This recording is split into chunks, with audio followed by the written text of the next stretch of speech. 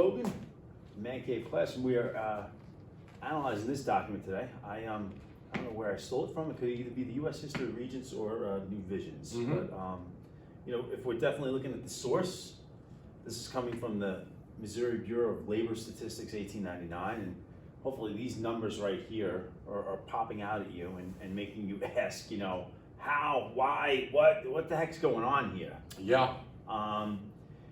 Wherever I took it from, they were trying to, definitely Andrew Carnegie was a part of the conversation here, because they're saying they're trying to compare this and this we'll get to in a second into what Andrew Carnegie was making. So Carnegie Steel in 1899 made $40 million that year, the equivalent of just over $1 billion today. So what we have here is now, we break down the columns. We have skilled men, skilled women, unskilled women. And working in manufacturing. Working in manufacturing, 1899. And here's what they're making. $2.25 a day. $1.23 a day. $1.32 a day. 78 cents a day.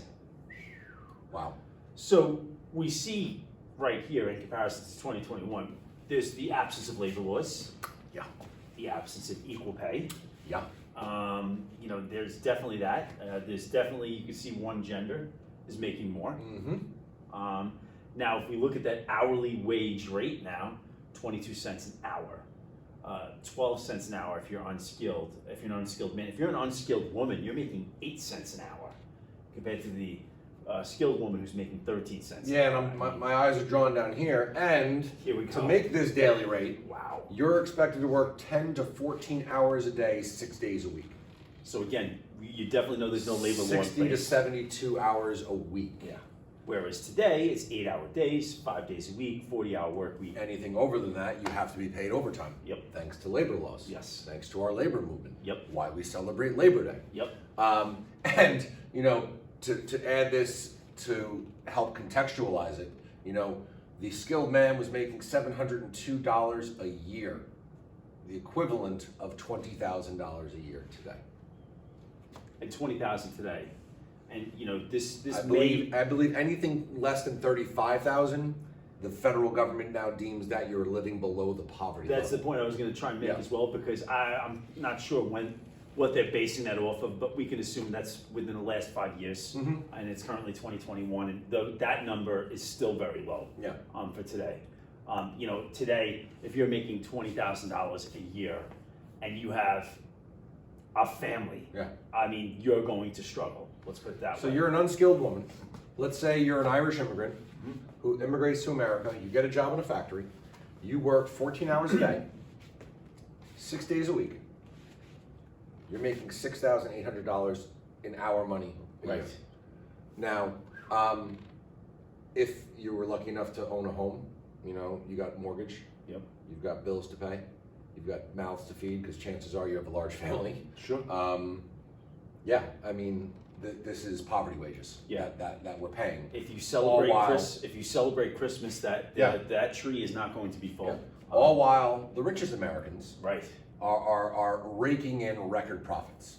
As you said before, there's no labor laws, there's no income tax laws, there's no Social Security, there's no government agencies to help those who are poor. Those who are poor are being mostly helped by charitable donations, things like the Salvation Army, things like settlement houses, Jane Addams and Hull House. You can see why clearly, in 1889, over the next decade or so, we are going to start passing child labor laws. We're going to start passing minimum wage laws. We're going to start minimum work week laws, maximum hours per day laws, one by one. And since you're bringing up child labor, when people go and look back and you see kids working in coal mines or in factories, and you go, why are these kids working there? And it's like, you want to know why? That's why. Yeah. These kids, this was not some after school job that was teaching you job skills and maybe something where you can make a little extra money for yourself. These kids were contributing to their household because if their mothers and fathers were not making enough. And looking at it, I'm thinking of the pictures of Jacob Riis. Yes. Of the kids sleeping on the street, in the gutter, in the cold, in the rain. Why? Because their parents can't afford anything else. Right. You know, they're barefoot, they're wearing shoddy clothes. I'm thinking of the photographs of tenement life. Sure. You know, those 12 men sleeping in a room together, Yep. no light, no ventilation. Why? Because, you know, those who had the power We're not paying them enough. were keeping enough money for And themselves. imagine working 6 days a week. No. 10 to 14 hours a day and really not having anything to show for No. it. You know, we're two family guys. If we're working extra hours or extra days, it's much easier to deal with. Yeah. And at the end of the day, that extra income that, you know, we're providing for our family is for a trip Yeah. or something else to profit, to help the family out. I mean, as Whatever the case may educators, be. Yeah. our average school day is 6.5 hours. Right? 6.5 hours, 5 days a week. 10 to 14 hour days. I mean, jeez. And that's not, you know, These are not easy jobs either. no. These are not That's easy jobs. dark, dirty, disgusting. You're working in a meatpacking industry. You're working in a coal mine. You might be getting 30 minutes for lunch. Maybe. You're if not you're getting lucky. additional breaks throughout the day. If you're lucky. If you're lucky. If you're lucky, your factory owner isn't locking you in to Right. keep labor unionists out.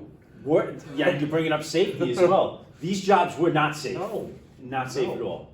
You know, so you could obviously see the need for many different labor laws that we're going to be passing over the next. And then several you can decades. also see that profit was the concern of your business leaders during this time Yeah, period. and Not worker back, safety. you know, and the massive pay difference between men and women. Huge. You know, there are gender equality pay laws on the books today, and, Sure. and our job is one of them. Yep. You know, you cannot discriminate teacher pay based on your gender. Unfortunately, there are still businesses that will pay a man more money, Yep. you know, than a woman. And they're actually told in some businesses not to discuss your salary with your colleagues. Right. Where our salary is public knowledge. It's public, right? Yeah, just go look it up. Yeah.